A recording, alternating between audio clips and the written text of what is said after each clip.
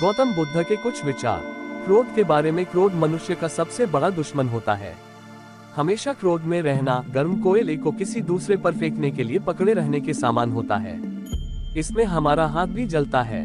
विज्ञापन। ईर्ष्या के बारे में। किसी के प्रति नफरत और ईर्ष्या रखने से जीवन में कोई भी खुशी नहीं प्राप्त की जा सकती।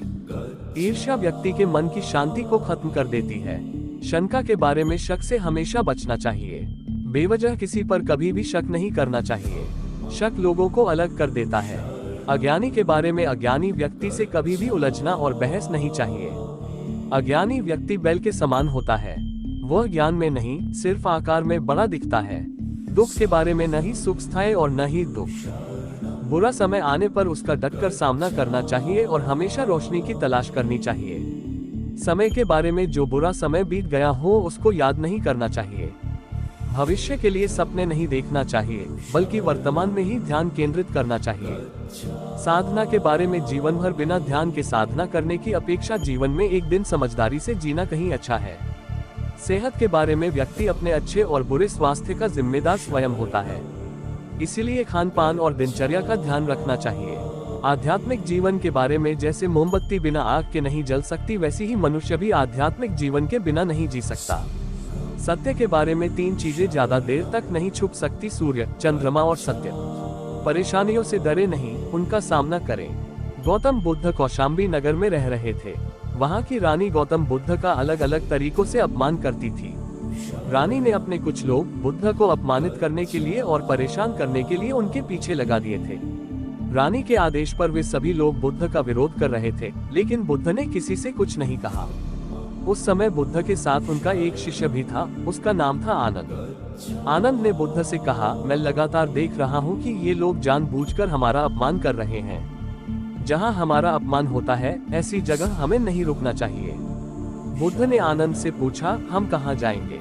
आनंद ने कहा, किसी और जगह चले जाएंगे जहाँ ऐसे लोग ना हो। बुद्ध बोले, अगर वहाँ भी ऐसी ही परेशानियों बनी तो फिर कहाँ जाएंगे? और हम कब तक भागते रहेंगे? अपमान भी एक समस्या है। हम अहिंसा, धैर्य के साथ विनम्रता और शालीनता से ऐसे लोगों का सामना करेंगे। बुद्ध की सीख। परेशानियां हर जगह हैं, हम परेशानियों से बच नहीं सकते। इसीलिए समस्या चाहे कैसी भी हो, हमें उसका सामना करना चाहिए। किसी व्यक्ति के लिए पहले से ही कोई राय न बनाएं। गौतम बुद्ध का एक खास शिष्य धम्माराम आश्रम में अपना काम करता और काम पूरा होने के बाद वह एकांत में चला जाता था।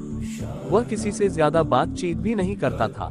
जब धम्माराम एकांत में ज्यादा रहने लगा तो अन्य शिष्यों को लगा कि इसे घमंड हो गया है। शिष्यों ने बुद्ध से धम्माराम की शिकायतें करनी शुरू कर दी।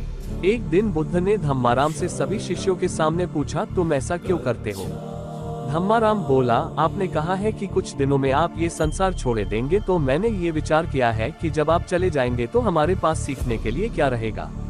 इसीलिए मैंने ये तय किया कि मैं एकांत और मौन को समझ लूं, ठीक से सीख लूं। ये 2 काम आपके जीते जी मैं करना चाहता हूँ। बुद्ध ने अन्य शिष्यों से कहा, तुम सभी ने देखा कुछ और समझा कुछ। तुम्हारी आदत है कि तुम दूसरों की बुराई करते हो, इसीलिए तुम सभी ने धम्माराम की अच्छी बात को भी गलत रूप में लिया। बुद्ध की सीख। हमें किसी व्यक्ति को ठीक से जाने बिना उसके बारे में कोई राय नहीं बनानी चाहिए। अगर कोई अच्छी बात सीखना चाहते हैं तो घमंड छोड़ दें। एक दिन बुद्ध के शिष्य आनंद ने पूछा, आप प्रवचन देते समय ऊंचे स्थान पर बैठते हैं और सुनने वाले नीचे बैठते हैं, ऐसा क्यों? बुद्ध ने आनंद से कहा, एक बात बताओ, क्या तुमने कभी किसी झरने से पानी पिया है? आनंद बोला, हाँ, मैंने झरने से पानी पिया है। बुद्ध ने पूछा, तुमने पानी कैसे पिया? आनंद ने कहा, झरना ऊपर से बह रहा था, मैं झरने के नीचे खड़ा हो गया और पानी पी लिया। बुद्ध बोले, अगर झरने से पानी पीना है तो नीचे ही खड़े होना पड़ेगा। जो सत्संग, कथा या प्रवचन होता है, उसमें कहने वाला ऊपर बैठता है। उस कथा का संदेश ग्रहण करना है तो सुनने वाले को नीचे ही बैठना होगा। नीचे बैठने से हमारे स्वभाव में विनम्रता आती है, हमें अच्छी बातों को जीवन में उतारने की प्रेरणा मिलती है। ऐसा करने से हमारा घमंड दूर होता है। बुद्ध की सीख। अगर कोई अच्छी बात सीखना चाहते हैं तो सबसे पहले अहंकार छोड़ देना चाहिए। इसके बाद विनम्रता के साथ ही अच्छी बातों को जीवन में उतारा जा सकता है।